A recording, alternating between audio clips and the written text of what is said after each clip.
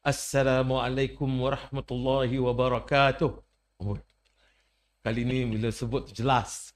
Kerana hari ini kita nak sembang-sembangkan satu topik. Topiknya tentang hafiz profesional. Bermakna rupa-rupanya ada mereka yang hafaz Quran. Tetapi mereka bukan menjadi ustaz. Tetapi mereka ni adalah juruterbang, engineer dan sebagainya. Jadi persoalannya lah, bagaimana boleh jadi satu perkembangan fenomena baru ini. Ini bukan fenomena sejak dulu, dia paling banyak sekarang, mutakhir ini. Jadi kita nak sembang-sembangkan ini kerana kita nak membawa anda untuk memahami bahawa dunia yang berkaitan dengan institusi pengajian yang dinamakan tahfiz dan sebagainya ini ada banyak perkembangannya. Dan kita kena tahu lebih mendalam lagi, dan akhirnya kita nak tengok di manakah kedudukan mereka yang telah melalui proses dengan institusi tahfiz ni dengan keadaan realiti hidup kita. Ceritanya gitu. Jadi untuk cakap terus kali ini, saya tidak mahu berdalih. Saya terus memperkenalkan pada anda seorang, ya kita anggap sebagai anak muda lah ya. Dibandingkan dengan orang lain, dia juga muda. Dan beliau ini merupakan mudir pusat tahfiz Darul Hafiz. Betul ya? Hafizin.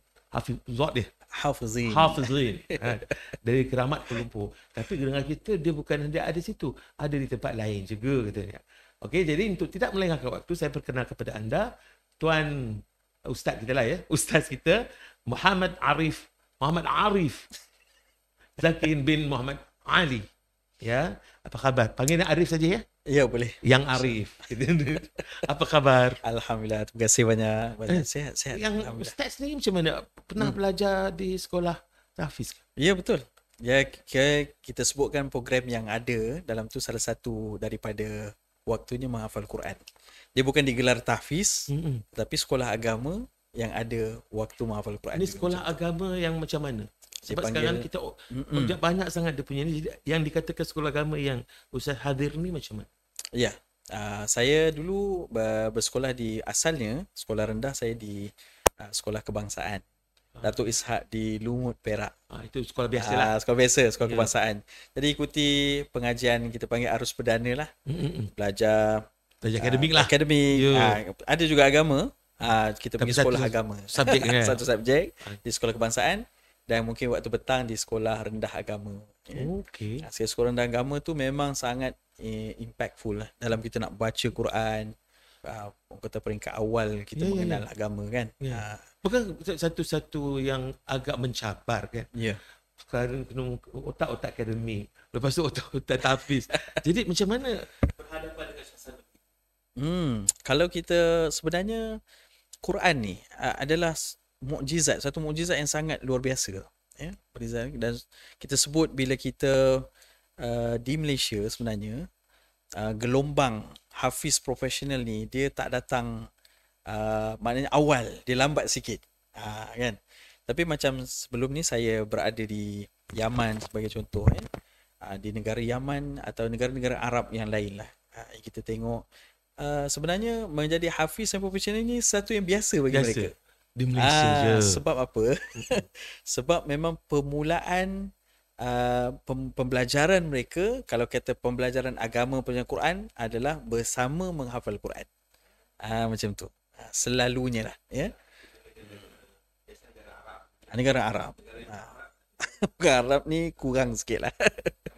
Jadi kalau begitu bermakna fenomena itu berlaku perubahan.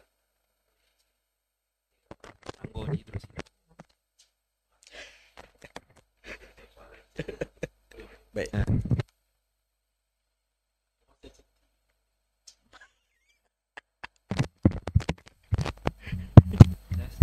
Yes. Dengar suara kau. Okay, testing 1 2 3. Tries. Okay. Ke mana kita tadi? Fenomena. Alright. Jadi Ustaz, bila rasa-rasanya, kerana asasnya itu orang bila cerita pasal tahfiz di Malaysia lah, di kawasan-kawasan sewaktu dengannya ni, dia akan kata bahawa ya kita cakap teruslah ya, bahawa kita ni bila kata tahfiz saja orang akan pandang ni insya-Allah jadi imam, Ya. jadi ustaz, mengajar rukun Islam, rukun semayang segala macam.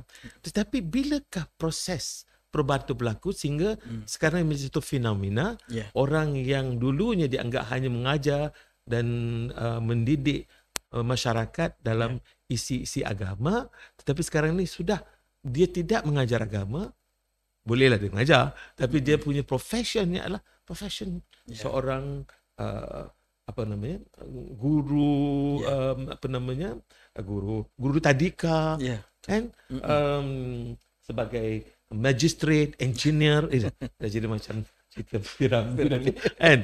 Jadi macam mana bila fenomena itu berubah? Baik. Kalau dari segi sisi pandangan saya lah, saya nampak perubahan tu, minat tu mula muncul dalam tahun 1900, mana kita sebut kata pada akhir tahun 1998 ataupun 1999 macam itulah. Sebelum masuk tahun 2000.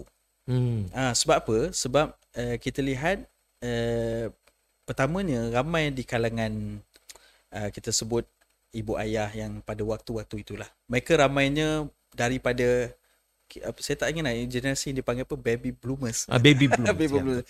Mereka ni ini yang profesional datang ni. Baby bloomers. Kan? Umur dalam, artinya dia lahir pada tahun 60-an. Ya. Jadi mereka ni ramai profesional tau. Yang memang dari pengajian bahasa Inggeris, kemudian pengajian, mereka ni jadi ramailah jadi pensyarah, jadi jurutera, jadi doktor, kan? Dan sampai kepada satu titik kesedaran mereka ni. Bila melihat generasi pada waktu tu mula macam jauh sikit daripada agama, kan. Dan era tu era teknologi dah mula mula masuk, internet pun dah ada. Jadi saya nampak pada waktu itu ada kesedaran, dan hal ini nampak pada siapa? Pada ibu ayah saya sendiri. Dan ibu mertua, ayah mertua saya sendiri. Pasal apa mereka ni, sebagai contoh, ayah saya seorang arkitek dan ibu saya seorang pensyarah bidang interior design. Wah. Dan ayah mertua saya pula adalah seorang bankers lah, salah seorang pegawai bank. Dan begitulah juga arwah ibu mertua saya. Jadi mereka ni bidang profesional. Mereka ni agak ada ilmu agama, tapi macam bila dah berumur, dah berusia, mereka nampak kepentingan untuk anak-anak ni, kesedaran untuk anak-anak ni kembali kepada Quran. Dalam masa yang sama, mereka juga nak anak mereka berjaya dalam bidang disebut dalam bidang akademik, dalam bidang profesional, kan? Jadi dekat situ kesedaran yang mula muncul yang bawa mereka ni kepada mencari tahfiz-tahfiz dan membantu tahfiz-tahfiz ni untuk ada jalan bagi anak-anak yang menghafal Quran ni untuk mereka juga pergi ke arah profesionalism. Dan menarik sekali, di Malaysia sendiri apabila mula tahun 2014, benda tu makin meningkat dari tahun 2000 sampai 2014 ni, sampailah terbitnya satu sistem dipanggil temua ataupun kita sebut sebagai model tahfiz. Temua, bukan Albab. tak ada N hujung. Ya. Temuan air. Temua. Temua. Bunyi macam French pun dia. Semua. Namanya tahfiz model ulul albab. Ulul Yang albab. inilah yang ada di mana dia, MRSM, ulul albab, sekolah-sekolah SBP, dan banyak lagi sekolah-sekolah yang akademik asalnya tapi memiliki model tahfiz di dalamnya. Untuk lahir lebih ramai lagi hafiz dan profesional. Jadi ini sebenarnya satu perkembangan yang sangat dipuji lah oleh banyak negara Islam ni sebenarnya, kerana satu model untuk mengembalikan, kita panggil Islamization, mengislamisasikan kembali. Bahawa dulu mungkin benda tu terasing, kan, mungkin lebih ke arah akademik, dan agama atau tahfiz ni macam jauh sikit, suam sikit, kan. Tapi itulah bila bincangkan ini, bila dikatakan bahawa perubahan itu berlaku, pertamanya ada tanggapan mengatakan bahawa kemungkinan itu menunjukkan bahawa sistem yang dikatakan tahfiz 100% itu tidak berapa berkesan. Ini pada pandangan kawan-kawan. Kerana itu kita kata sebabnya ialah dari segi pekerjaan.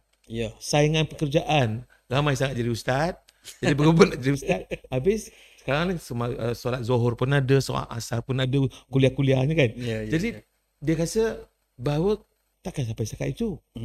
Dan satu lagi pula punya pandangan, seorang yang hafaz, dia mesti boleh juga dalam bidang lain. Saya membuktikan pengalaman pada negara Arab. Jadi bagi saya dua-dua tu ada kebenarannya. Cuma kesan daripada bila dia jadi profesional, sekarang dia lihat hafiz tu profesional.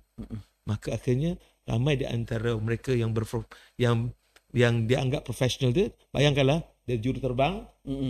Katalah masa tu keadaan cuaca tak sihat, gegar-gegar, auzubillahi minasyaitan sepanjang jalan tu. Ustaz, saya kalau boleh saya nak naik kapal terbang macam tu, Ustaz. Tapi itu dia punya kebaikannya. Tapi setakat ini bila berlakunya perubahan itu, macam mana respons masyarakat? Kan? Kerana negativity itu ada. Bila tengok je ni saya Hafiz. Oh, Hafiz. Macam mana, Ustaz? Baik, dia sebenarnya konsep Hafiz Professional ini bukan konsep baru sebenarnya. Kalau kita lihat dalam Quran, Allah Subhanahu Wa Taala sebut tentang integration. Maksudnya dalam Al-Quran sendiri, Allah beritahu tentang bagaimana Al-Quran dan kehidupan, atau kita sebut agama dan akademik, ataupun kita sebut mesti diintegrasikan hidup ini dengan Quran. Kerana itu Allah berfirman, alladzina yadhkuruna Allah qiyaman wa qu'udan wa ala junubihim wa yatafakkaruna fi khalqis samawati wal ard. Apa maksudnya? Kata Allah Subhanahu Wa Taala, ada satu golongan yang terpuji namanya ulul albab. Sebab tu model tahfiz namanya ulul albab. Ulul amat albab. Maksudnya ulul albab ni dalam Quran maknanya orang-orang yang memiliki akal yang jelas, yang sempurna, kenal dirinya hamba dan menjadi khalifah yang terbaik di sisi Allah, dan memperhambakan diri sungguh-sungguh pada Allah SWT. Jadi maknanya Allah beritahu, alladzina yadhkuruna Allah qiyaman wa qu'udan. Itu orang yang mereka ni membacakan Quran. Zikrullah tu salah satunya baca Quran. Masa mereka berdiri, duduk dan berbaring. Maksud Quran ni jadi dalam way of life. Dalam hidup dia bukan membaca. Dia bukan baca Quran tu depan. Dia boleh baring, boleh. Boleh. Cantik. Jadi bermaksud apa saja profession memang adalah sangat cantik kalau kita menghafal ayat-ayat Allah Ta'ala. Memang kita galakkan pun. Memang kita pun galakkan. Bahkan hafalan Quran, penghafal Quran ni darjatnya memang tinggi di sisi Allah. Dunia dan hari akhirat. Ustaz dah sampai, saya belum lagi. InsyaAllah. Mudah-mudahan. Dalam perjalanan. Ala surah Al-Jin pakailah insyaAllah. Kan? Jadi insyaAllah. Jadi bila lepas tu Allah sebut wa yatafakkaruna fi khalqis samawati wal ard. Allah Ta'ala suruh manusia berfikir tentang kejadian alam semesta. Langit, bumi, daratan, lautan. Itu apa? Itu sains, kajian alam. Bermaksud hidup ini dan alam semesta ini, membaca Quran dan meneliti ayat-ayat Allah Ta'ala itu mesti diintegrasikan. Kan? Lepas tu barulah membawa kepada kesedaran. Rabbana ma khalaqta hadha batila subhanaka faqina azabannar. Maksudnya, ya Allah Tuhan kami, kau tidak kau ciptakan seluruh alam ni, kehidupan ni sia-sia, melainkan adanya maknanya, ada gunanya. Mestinya ada amanah diri kami, mesti kami tunaikan. Faqina azaban, jauhkanlah kami daripada azab siksa api neraka. Jadi tak boleh dipisahkan. Jadi seorang yang menghafal Quran juga mesti belajar ilmu kaitan dengan kehidupan.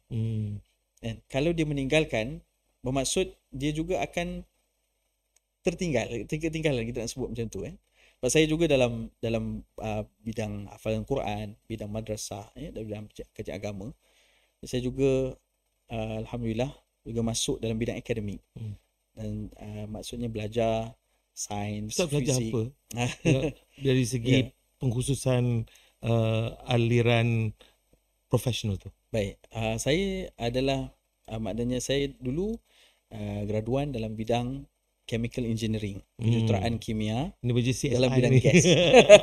Dalam bidang gas, natural gas lah. Orang minyak juga. Minyak. Artinya sudah hafaz Quran baru umur berapa Ustaz selesai? Baik. Hafaz. Penyelesaian kalau macam kisah hidup saya ni dia agak berbeza mungkin. dengan para hafiz yang lain lah. Saya mula menghafal daripada sekolah rendah sikit, lepas tu tambah sekolah menengah sikit-sikit, kemudian peringkat universiti sikit, macam tu. Barulah complete. Jadi kalau kira complete, usia saya pun dah 20-an lah. Maksudnya dah sampai pada usia lanjut lah. Tapi ada orang yang khatam ni usia remaja lagi kan. Jadi sebenarnya semua orang boleh menghafal Quran. Semua orang boleh. Maksudnya siap daripada kita ada kemampuan itu kan. Dan bila kita dapati rupanya mesti diintegrasikan. Jadi yang menghafal Quran juga mesti belajar ilmu-ilmu lain ni supaya dia boleh menjadi hamba dan khalifah. Dia akan menjadi relevan betul-betul ya. Ya. Baru dia boleh amalkan, dia boleh aplikasikan dan dia boleh berada dengan masyarakat dan menyampaikan dakwah, menyampaikan apa isi Quran itu. Lepas tu Quran tu mesti dibacakan dan dimaknai, mesti difahami maknanya kan. Begitulah juga yang belajar akademik mesti juga hampir dengan Quran. Kalau tidak, kita pun tidak dapat, seperti tadi ayat Quran tadi, barulah makna ilmu tu sampai, iaitu makin kita berilmu, makin dekat kita dengan Allah. Macam mana makna tu sampai? Bila kita akrab dengan Quran, dengan makna dia, barulah jadi integrasi tu yang menjadikan kita ni insan yang berjaya, yang lebih hebat lah dunia akhirat tu macam tu. Makna satu prosesnya lah, kita hafal dulu sikit-sikit, sampai lepas itu, apakah ada sampai peringkatnya walaupun belum cukup betul sempurna hafalnya, sudah masuk ke dunia akademik, kata sudah masuk dunia profesional. Pernah ada yang begitu kan? Pernah ada. Ustaz pada golongan mana? Saya mungkin masuk golongan tu. Jadi bermakna hafal sepenuhnya itu masih dalam dunia profesional. Dia betul. Cantik. Betul.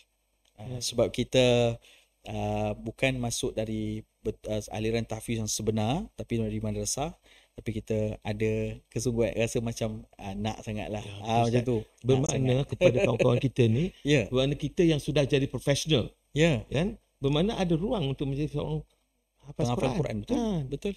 Janganlah kata-kata saya kat akademi je. Kan? Dia boleh. Kan? Kita pun buat lah, tapi kita lah, macam saya masih lagi surah Hazim. Tapi insyaAllah sikit lama-lama jadi bukit. Okey. Apakah cabaran pula kalau kita sudah dalam dunia itu, sudah masuk dua? Okey. Kena setengah orang dia tak tahu yang kita ni hafaz Quran. Dia tahu kita ni engineer. Tuan insinyur dan sebagainya. Tapi dia tidak tahu kekuatan kita itu. Ada baik, tetapi begitu orang bila kita kata kita orang pandang kita ke? Masih lagi bagaimana kita nak membuang stigma negatif itu. Bila sebut saja hafiz itu, mereka lihat funduk. Bukan hotel ya, bukan hotel, pondok. Kan? Dan bila melihat orang profesional, dia tak boleh bayangkan orang itu hafaz Quran. Bagaimana kita nak membersihkan ini dan melihat satu kedudukan di bawah inilah hafiz, inilah juga profesional. Jadi subhanallah, sebenarnya banyak dah bukti-bukti di Malaysia ni, hafiz-hafiz yang berjaya, yang hebat, subhanallah. Dan mereka ni insan-insan yang betul-betul profesional, dan banyak pengalaman kami juga sebab saya menguruskan tahfiz juga, tahfiz keluarga kami, yang mereka ni bila telah telah graduate, telah hafaz Al-Quran, telah dapat khatam Al-Quran, kemudian dapat bidang masuk dalam bidang akademik atau sebagainya, menjadi seorang doktor, ada yang menjadi seorang pensyarah atau sebagainya. Jadi mereka ni kita sebut banyak bukti-bukti dan menunjukkan bagaimana mereka ni ada, kita sebut macam barokah lah kehidupan tu. Kalau mereka jadi kalau contoh kita ambil bidang peperiksaan, mereka ni kadang-kadang ada yang menghafal Quran, ambil examnya agak lambat sikit, persiapannya agak kurang sikit. Contoh SPM. Jadi SPM persiapan setahun. Ada yang persiapan kalau 2 tahun lah kan. Tapi bila mereka jawab SPM tu, mereka gunakan kemampuan mereka menghafal. Sebab saya pernah ada seorang pelajar kami, alhamdulillah dia baru dapat 9A SPM. Sebab SPM persiapan setahun saja. Tapi saya tanya macam mana awak buat? Dia kata macam ni ustaz, dia kata. Dia beritahu saya Saya hafal je buku-buku. Buku-buku akademik tu saya hafal je. Buku Oh. sains hafal, buku maths kan, soalan dan jawapan Ya, saya ya, hafal. ya, Jadi ya. soalan tu ada ditanyakan kembali. Jadi konsep tu dah faham. Jadi Dia alhamdulillah boleh boleh skor. petik. Kalau dia baca buku tu boleh baca buku balik Jadi sebenarnya Aduh. keberadaan penghafal Quran dalam masyarakat ni bawa berkat Ya, sebenarnya. ya, ya, ya. Pada bukan hanya pada satu keluarga tapi satu masyarakat di Malaysia sendiri kan. Yang mana sebenarnya penghafal Quran ni juga mereka ada ketajaman minda sangat luar biasa. Kita balik cerita zaman Rasulullah SAW ya. Ada sahabat Nabi masa tu selepas Rasulullah wafat Rasulullah dah wafat, ada seorang sahabat Nabi ni dia ni dikenali dengan sangat tajam minda dia. Namanya Zaid bin Thabit radhiyallahu anhu. Masa zaman Rasulullah masa zaman Rasulullah SAW yang nak pergi peperangan ni ramailah ya. Sampai Zaid bin Thabit pun nak pergi juga. Tapi usia dia baru 15 tahun. Jadi dia dengan keadaan fizikal dan kemampuannya Rasulullah tak bagi. Jadi dia sedih, menangis dia. Akhirnya ibu dia beritahu, apa kata kamu hafal Quran? Sebab kamu tak boleh pergi perang, jadi kamu hafal Quran. Dia pun hafal Quran, Rasulullah pulang. Rasulullah pun tengok, Zaid ni dia tajam minda dia. Jadi akhirnya sampailah dia menghafal seluruh Quran dengan Nabi SAW. Bila Nabi telah wafat, sampai sama Sayyidina Abu Bakar menjadi khalifah, masa tu berlaku perang Yamamah. Jadi perang Yamamah ni meninggal wafatnya sahabat 70 orang syahid. Jadi Sayyidina Umar beritahu, wahai Abu Bakar, kalau kita biarkan mungkin tak ada lagi Quran. Siapa nak dirujuk? Mesti kita kena bukukan Quran, mashafkan. Jadi siapa yang boleh? Zaid bin Thabit radhiyallahu anhu. Kenapa? Sebab akal dia memang tajam. Minda dia tajam. Dia seorang penghafal Quran yang hafal seluruh di zaman Nabi SAW. Dan dia zaman Nabi, dia jadi penterjemah. Kerana Nabi utuskan dia belajar banyak bahasa. Bahasa Ibrani, bahasa Suryani. Jadi akhirnya, Zaid bin Thabit lah yang membukukan Quran yang hari ni kita baca. Itulah usaha sahabat nama Zaid bin Thabit radhiyallahu anhu. Jadi nak beritahu bahawa zaman Nabi lagi, hufaz profesional ni sudah pun Nabi angkat. Berarti kamu bukan hanya hafal Quran, tapi kamu kena pakar bahasa. Kamu kena pakar bahasa Ibrani, Suryani, menjadi penterjemah kepada Rasulullah kan. Jadi bila kita balik kepada zaman sekarang ni, mungkin tiba zaman dahulu di Malaysia mungkin benda tu dah terpisah. Kan, tapi sekarang waktu untuk kembalikan, cantumkan kembali. Dan ini satu kita sebut usaha yang sangat hebatlah di Malaysia ni. Bukan hanya dibuat oleh para ustaz, para profesional, tapi disokong juga oleh kerajaan, oleh kementerian. Ini satu kehebatan negara kita lah. Itulah bila dia kata hafaz Quran itu, saya dah sebut bahawa dia ada macam ada satu kelebihan. Kan? Cepat menangkap dan cepat mengingat dan sebagainya. Dan Ustaz macam mana? Nampak tak Cap? Ustaz yang mana? Apa kita pun selak sikit-sikit ataupun sikit-sikit. Di mana kekuatan yang Ustaz rasa kesan daripada menghafaz Quran dan dalam dunia profesional? Baik. Saya pernah bertugas sebagai jurutera dululah. Di Kulim High Tech Park dulu lah. Tapi saya bersara awal. Kenapa? Sebab saya menyambung pengajian dalam bidang agama pula. Jadi master saya dalam Usuluddin dan Comparative Religion. Bachelornya kan Science. Chemical Engineering. Dan masternya dalam Usuluddin. Jadi nampak tak beza kan? Ustaz kalau cakap bila sebut bahasa chemical engineering, nampak sangat dia punya engineering.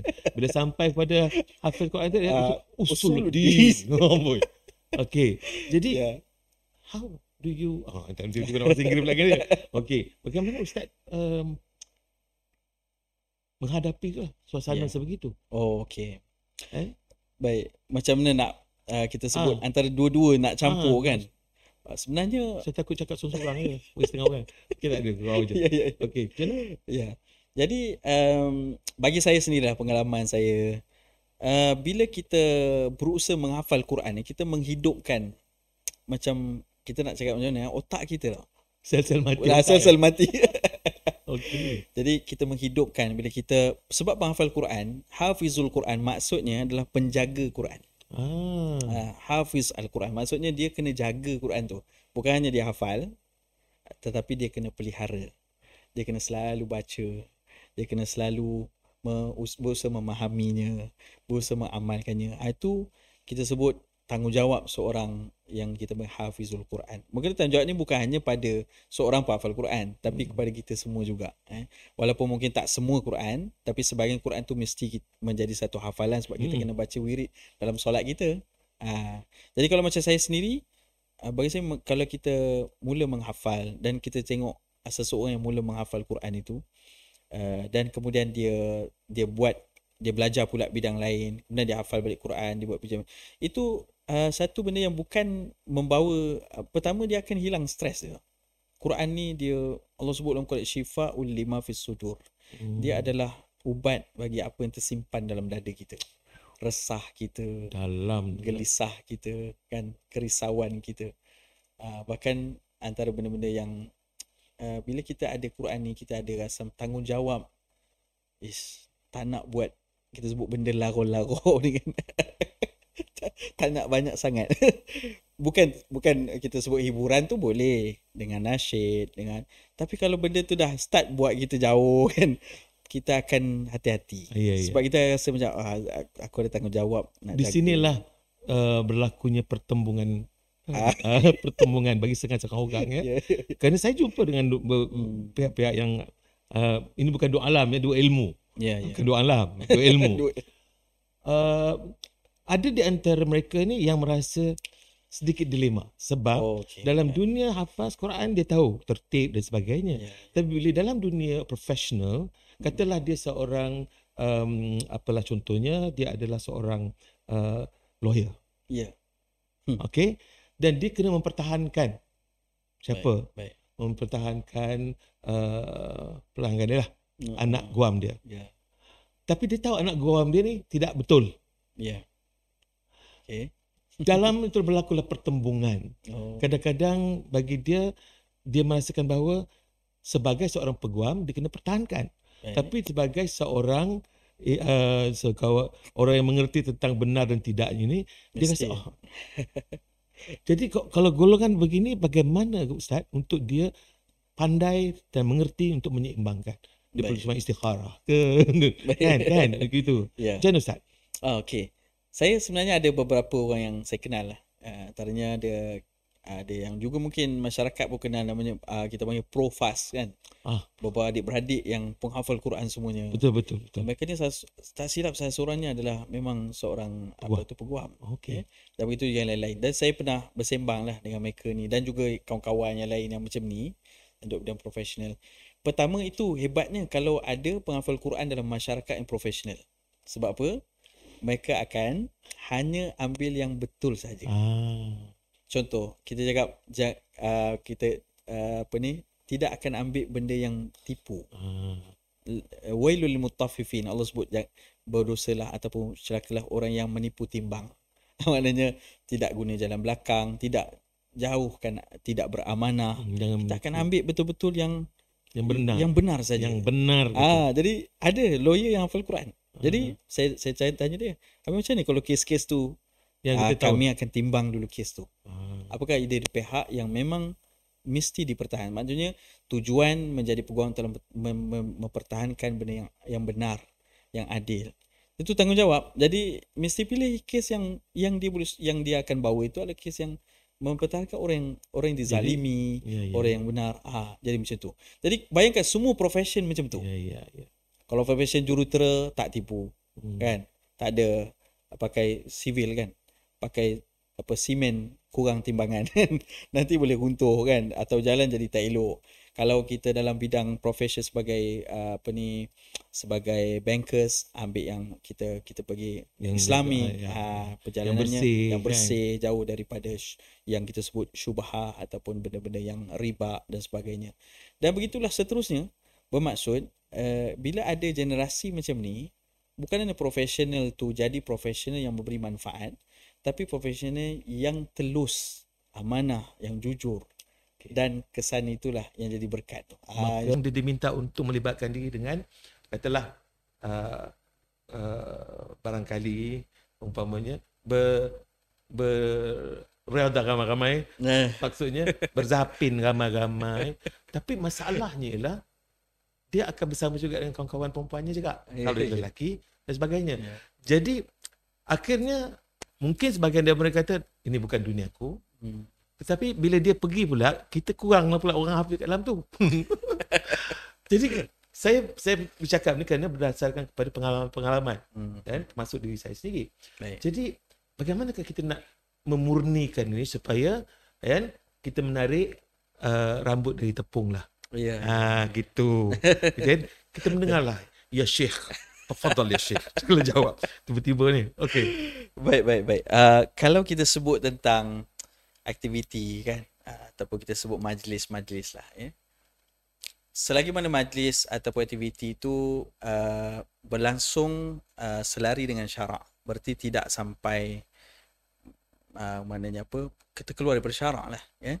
Macam contoh majlis, makanannya dihidang makanan yang halal, okey lah kita makan kan. Tapi kalau haram, apakah kita kena juga menikmati makanan tu? Jawapannya kita tak boleh menikmatinya, sebab ia telah pun ada guideline di dalam agama begitu kan.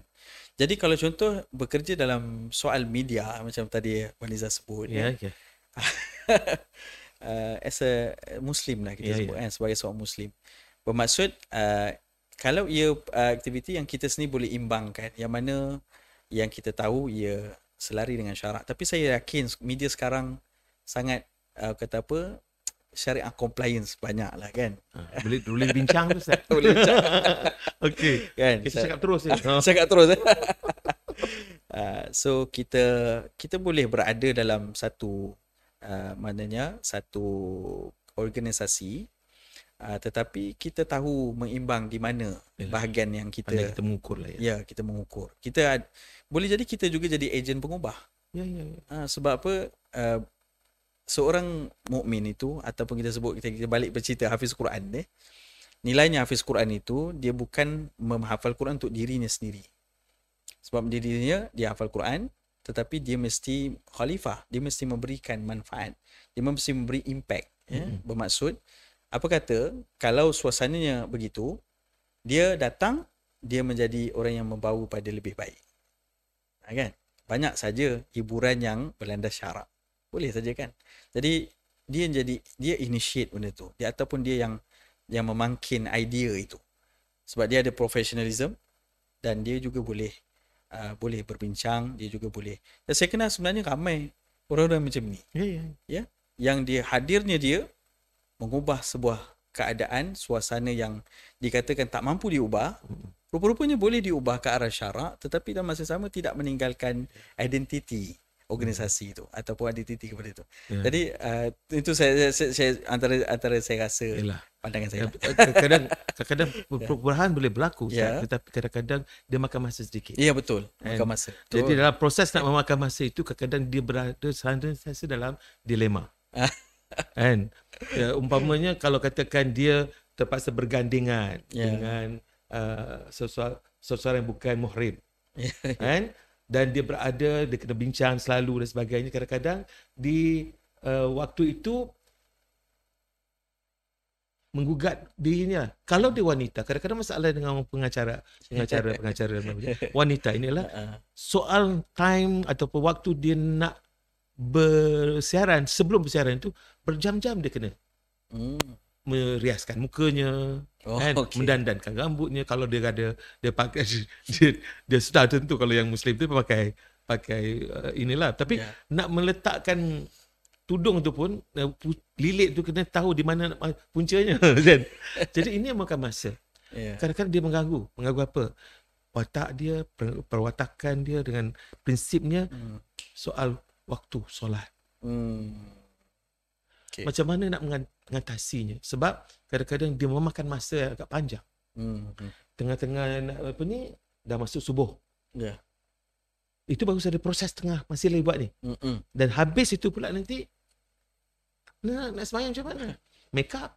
Jadi ini di antara dilema-dilema yang orang profesional tertentu akan hadapi. Jadi mungkinkah nanti satu waktu nanti kita ada satu sesi untuk berbincang dan membantu mereka yang dalam dunia ini Ya. Dua dapat kita, dapat selamatkan hufaz Ya. yang ni, dan dapat juga selamatkan mereka yang nak ke jalan yang benar. Ya. Gitu. Jadi inilah di antara, bermakna tiap-tiap profession ini Ustaz Ya. punyai cabaran dia sendiri. Betul. Macam Ustaz, apa cabarannya sebagai seorang yang dalam dunia minyak dan kimia dan sebagainya? Tak banyak takut kan, dibandingkan dengan orang-orang macam dunia penyiaran ni. Dunia penyiaran banyak pencabaran Ustaz. Kan? Allahu Akbar. Macam sebagai jurutera, memang ada macam dulu saya kena pakai dia kalau kita sebut dalam bidang kejuruteraan juga. Kalau bekerja ni ada bidang, kalau oil and gas dia pakai coverall. Okey. Kalau dalam bidang semiconductor dia kena dipanggil, dia comel sikit nama dia bunny suit.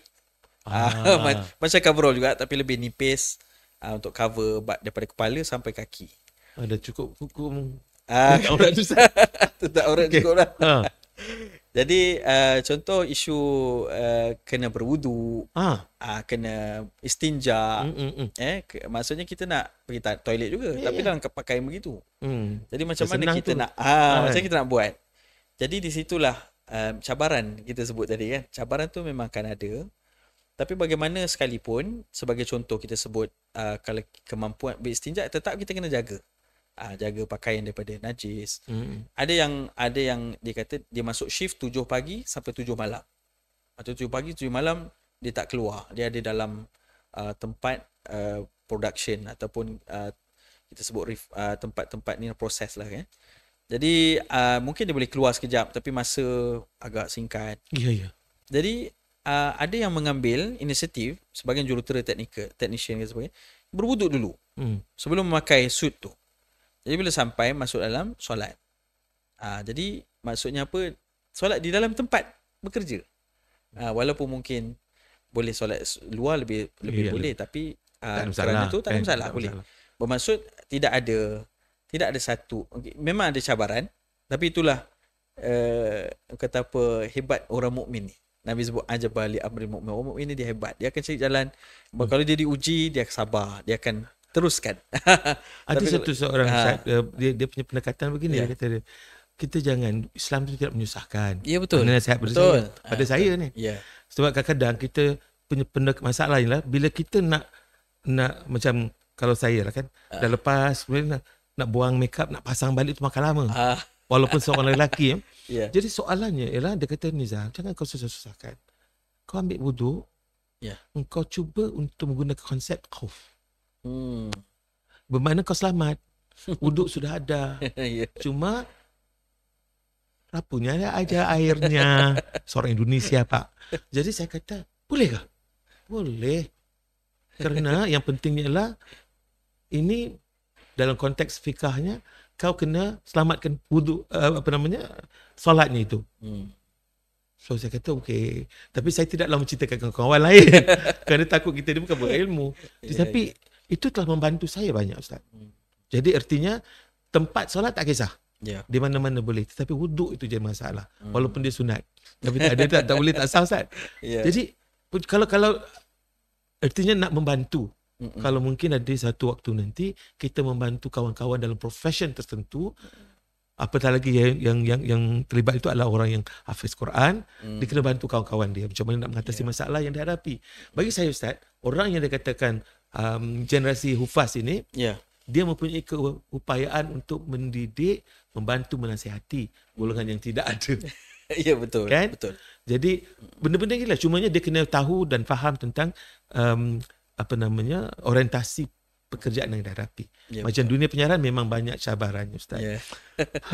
Gitulah. Terutama bagi wanita. Bagi lelaki ni masih boleh selamat lagi, boleh. Tapi wanita ni agak masalah sedikit. Itu pengalaman saya. Nanti kita ada sesi khas hanya untuk pengacara wanita saja. InsyaAllah. Bersama dengan Ustaz Arif, ya. Okey. Ustaz, kita cerita tentang inilah, tentang masa depan, masa depan dan harapan. Bagaimana kita boleh menggalakkan atau meyakinkan dan memberi satu gambaran kepada masyarakat, terutamanya ibu bapa dan sebagainya, untuk membawa konsep bahawa galakkan anak-anak ini dalam dua-dua dunia. Hmm.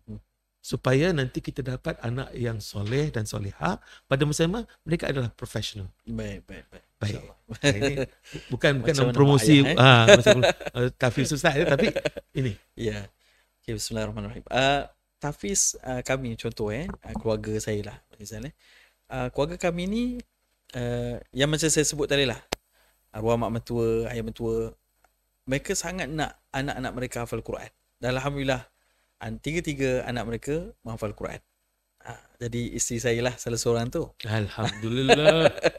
Dan yang sulung tu kakaknya adalah seorang doktor dan hafal Quran ya. Dan begitulah seterusnya adiknya bahagian akaun juga menghafal Quran ya.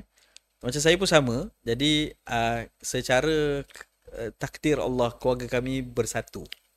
Jadi masing-masing memberi tenaga, effort. Macam saya pun ada 3 orang adik-beradik juga.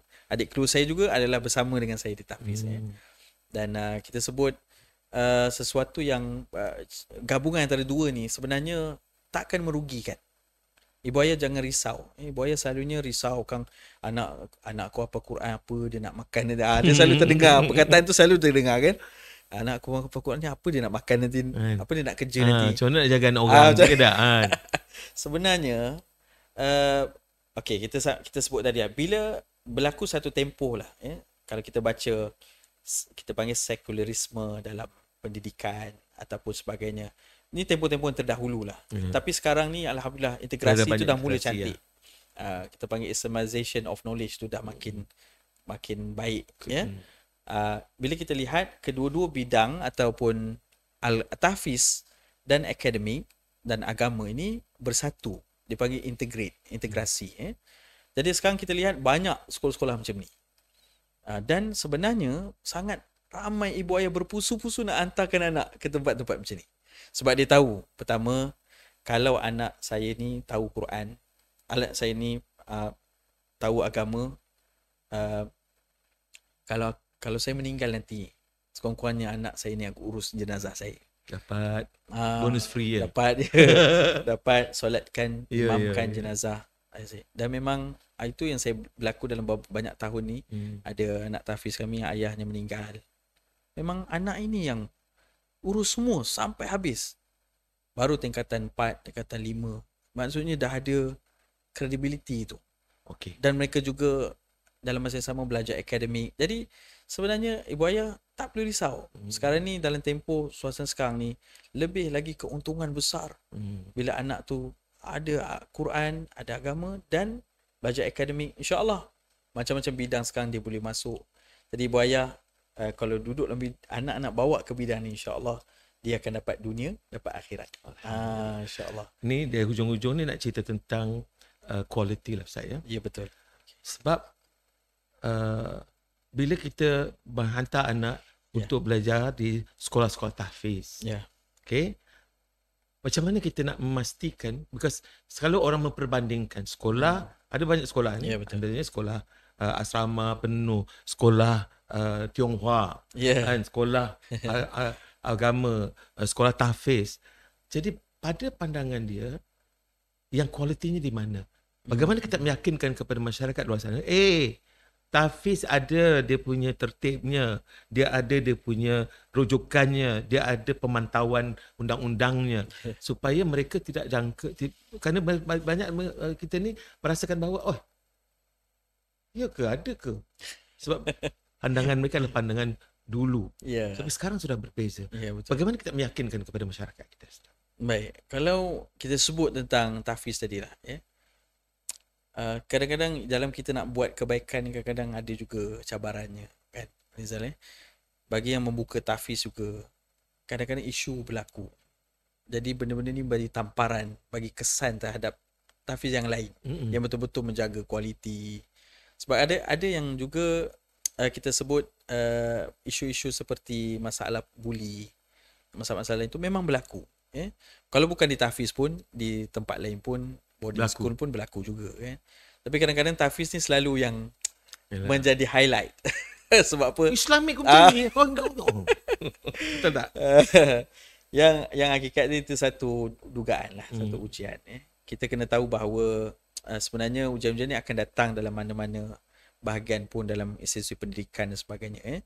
Tetapi bagi yang masih maknanya yang menguruskan tahfiz, saya salah seorang daripadanya, kita kena tetap teguh meneruskan perjuangan itu. Kan?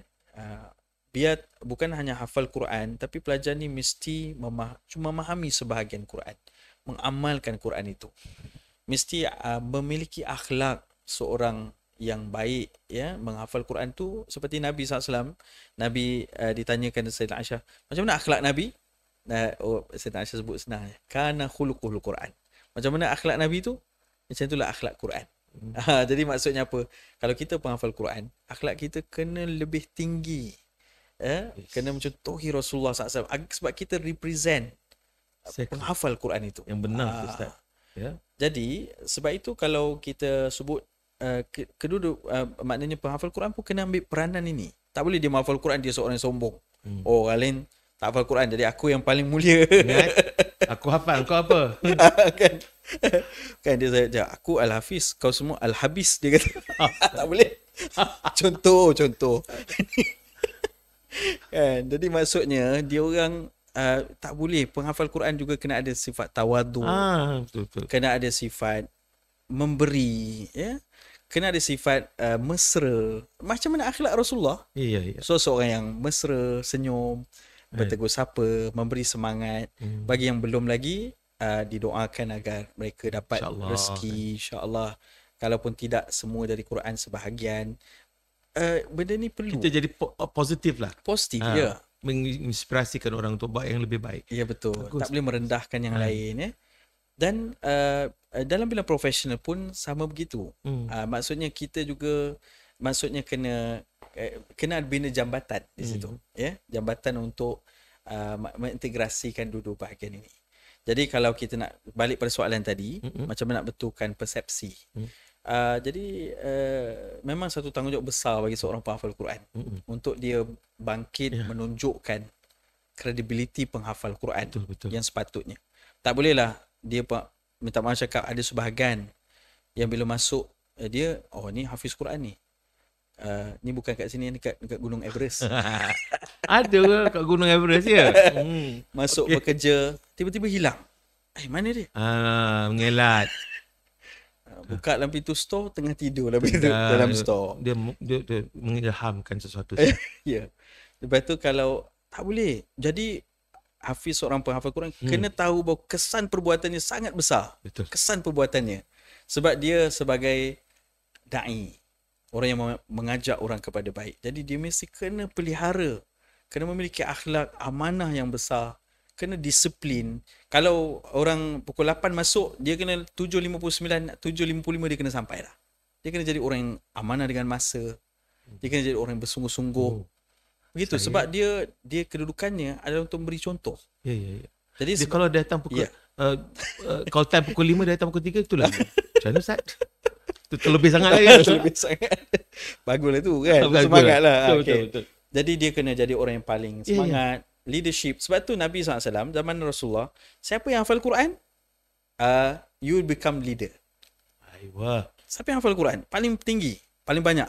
So kalau dalam peperangan, siapa paling di antara semua ni, siapa paling banyak hafal Quran? Kamu. Okey, kamu leader. Maka begitulah Ustaz, ya. Kalau kita berdua kerja sekarang ni bertegas, Ustaz kena jadi ketua. Ini dia hafal. Saya dekat hafaz qul huwallahu ahad. Allah. Okey. Baiklah Ustaz, ya. Sekarang ni kita boleh nampak bahawa menjadi seorang hafiz profesional bukan semudah mana. Betul. Pertama nak mencapai tahap hafaz. Betul. Kan? Artinya kena banyak dijaga. Keduanya adalah untuk menyediakan perkhidmatan kepada mereka yang nak jadi hafiz. Betul. Pun punyai tanggungjawab besar. Betul. Sebab kita dipandang kecil dan kita dipandang dengan keadaan sakit saja, tercalit saja, satu dunia akan menghukum. Ya, betul. Kan? Saya faham ini semua. Ya, betul. Dan yang ketiganya ialah tanggungjawab mereka yang dalam dunia industri, atau saya panggil industri sebab ramai nak buka tahfiz dan sebagainya. Cabaran anda adalah untuk memastikan bahawa yang anda hasilkan itu berkualiti. Betul. Berakreditasi. Ada akreditasi Ustaz? Ya, betul. Ada. Ya. apa akreditasi yang diperlukan? Baik, ni bagi kami sendiri, kalau macam saya sendiri, saya pun sarankan semua tahfiz memiliki Yang ini akreditasi. Ah. Betul akreditasi. Gurau-gurau. Tapi betul nak sebut perkataan tu Bukan memerlukan senang. cabaran. Siapa orang hafaz Quran pun susah nak sebut. Akreditasi. Akreditasi. Ya. Okay. Akreditasi ni ada dalam banyak bahagian. Sebagai contoh, penghafal Quran, saya bagi saranan kepada macam tahfiz kami dah buat. Alhamdulillah. Hasil yang sangat baik. Alhamdulillah. Penghafal Quran yang menghafal seluruh Quran, kalau tanya, awak hafal Quran? Ya. Ada sijil. Dia kata tak ada. Jadi macam mana untuk mengesahkan hafalan dia? Mungkin dia ada sijil sekolah. Tapi sijil sekolah kurang kekuatan. Adalah kekuatan tapi kurang sedikit lah. Jadi apa saya sarankan, ambil sijil tahfiz Malaysia bawah JAKIM atau akreditasi penghafal Quran yang pertama.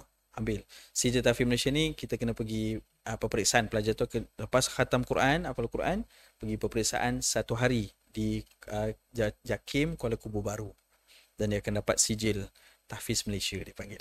Tu bagus kerajaan kita ada keluarkan sijil macam tu. Bagi mana endorsement penghafal Quran. Ini yang individu kena minta ke ataupun institusi yang? Boleh individu, boleh institusi. Dua-duanya. Jadi tak reti-reti lagi kita ya.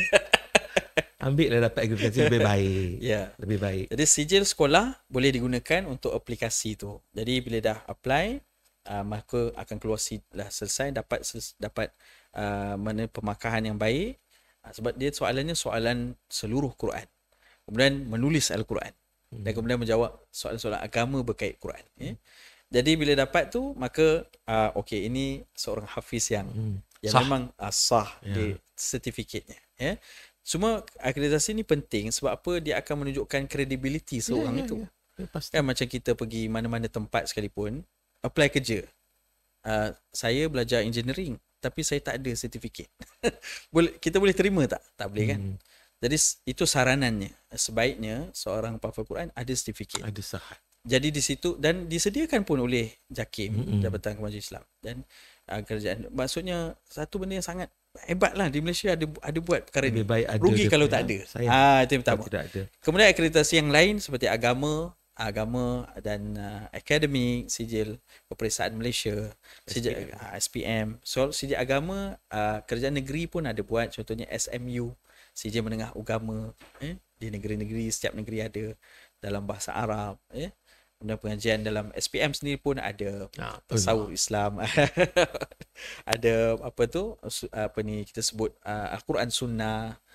Kemudian pengajian-pengajian ini maksudnya jangan kita tinggalkan, biarlah seorang penghafal Quran ni ada sertifikat. Baru nampak keterampilan baru dan kewibawaan. Kredibilitinya. Yes. Sebab anda membawa roh dan kitabullah. Wah, tiba-tiba. Jadi ini dah jadi pengacara program agama dah ni. Jadi oleh kerana itu, ini so penting. Perbincangan kita ni, kita nak cakap terus ya. Perbincangan kita adalah sebenarnya untuk memberi gambaran bahawa jangan pandang enteng kepada institusi pengajian yang sifatnya tahfiz dan akademik. Betul. Keduanya ialah jangan pandang enteng kepada orang-orang yang tahfiz. Kadang-kadang di sebalik tahfiz tu ada ilmu CSI dia kan. Dan ditambah pula lagi kalau ada akreditasi. Sekadar nak memberi gambaran pada kawan-kawan kita yang mungkin salah nak sebut. Dan yang satu lagi adalah kita mengangkat wibawa institusi agama kita ke tahap yang profesional. Dan akhirnya kita menegur lah, barangkali menasihati supaya mereka yang dalam dunia ini, terutama sebagai pengacara pula sebagai anda penyakit ni, sebagai orang yang dianggap sebagai hafiz Quran itu, maka dia kena dibawa dengan satu kekuatan akhlak. Ya, betul. At the end of the day, tiba-tiba bahasa Inggeris, you need to show that akhlak ini sangat penting kerana orang terpaut kepada kesucian agama itu dengan akhlak. Jadi saya pun belajar ni, ini ustaz-ustaz belajar ni. Okey. Dan dengan itu, kalau anda mempunyai sijil, anda mempunyai keupayaan untuk dunia akademi, anda profesional, ada satu petua lama kita. Ini profession saya. Saya orang yang mengkaji tentang bahasa. Apa kata dia? Kata orang tua ataupun orang tua-tua, dia kata apa? Jadilah manusia yang murni. Apa dia? Jadilah manusia yang meningginya tidak membuang budi, merendahnya tidak membuang maruah. Masya Allah. Maka di hujung tu kata, Dalam itulah kataan. akhlak Rasulullah. Masya Allah. Cantik. Jadi, kita kena faham bahawa perbincangan ini adalah untuk memberi gambaran bahawa hafiz profesional wujud. Ya, betul. Sekarang nak pastikan supaya dia benar-benar menyerlah. Betul.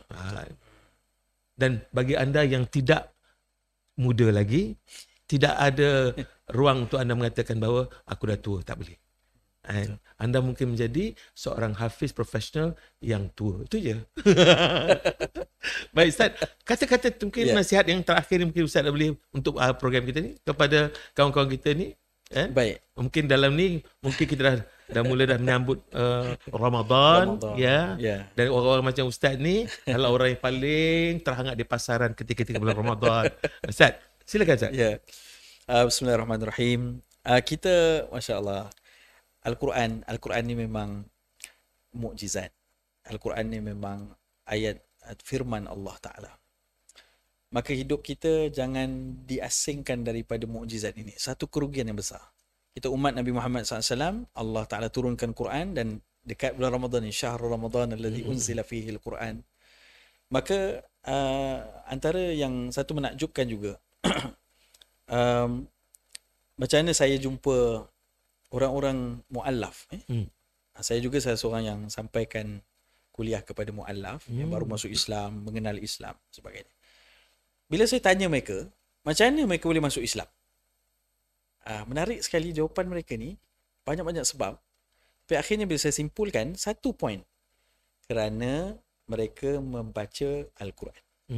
Al-Quran. Maksudnya, sampai ada yang sebut, makna Quran itu sampai meresap jiwa saya. Saya rasa Quran menjawab soalan saya. Ada seorang nenek umur 78 tahun. Bila saya baca Quran dalam bahasa Inggeris, bukan bahasa Arab sebab tak mampu bahasa Arab, bahasa maknanya, itu pun dia rasa macam begitu menusuk sampai dia kata terjawab segala persoalan saya ni selama hidup saya ni, dan hari ni saya rasa saya bertuhan. Subhanallah. Tapi kita kadang-kadang baca Quran tak rasa apa-apa. Tak faham pengertinya. Sebab kita kadang-kadang membaca bahasa Arab, alhamdulillah berpahala. Tapi ambil satu lagi cabaran, tanggungjawab membaca makna Quran. Memahaminya dan terjemahkan makna itu dengan akhlak, dengan itu perbuatan. juga prinsip atau tertib menghafal juga tu. Ya betul. Kan? Kalau tak faham, hafal tak guna. Betul. Baik Ustaz, terima kasih sangat-sangat dengan penjelasan yang diberikan. Dan dari semasa ke semasa, mungkin nanti kita boleh, kita sekarang dalam dunia sekarang ni, tak ada bukti, tak orang payah nak percaya. Dia kata nanti kita fake news kan. Nanti Ustaz tolong panggil lah beberapa kawan-kawan ataupun sahabat-sahabat atau anak-anak didik yang sudah pun dalam dunia professionals. Baik, boleh, insyaAllah. Dan kita ada Ustaz, nanti kita jemput untuk Ustaz check betul ke dia pun semua Al-Quran. Okey, terima kasih Ustaz. Sama-sama. Dan saudara, ini dalam cetusan apa yang kita bincangkan dalam cakap terus ini adalah untuk kita membetulkan diri kita, memperbaiki diri kita, pada masa yang sama mengangkatkan martabat kita dan institusi-institusi yang kita terlibat untuk menjadi lebih terbaik dan lebih berwibawa. Terima kasih kita ucapkan kepada Ustaz Arif Zaki sudi bersama dengan kita, dan insyaAllah saudara, sebagai anda yang mungkin nak buka puasa ke ataupun masih puasa ke, kita ucapkan kepada anda selamat berbuka puasa, dan insyaAllah kita akan sambung perbincangan yang lain lagi di dalam Cakap Terus. Sehingga jumpa lagi. Assalamualaikum dan salam rahmat.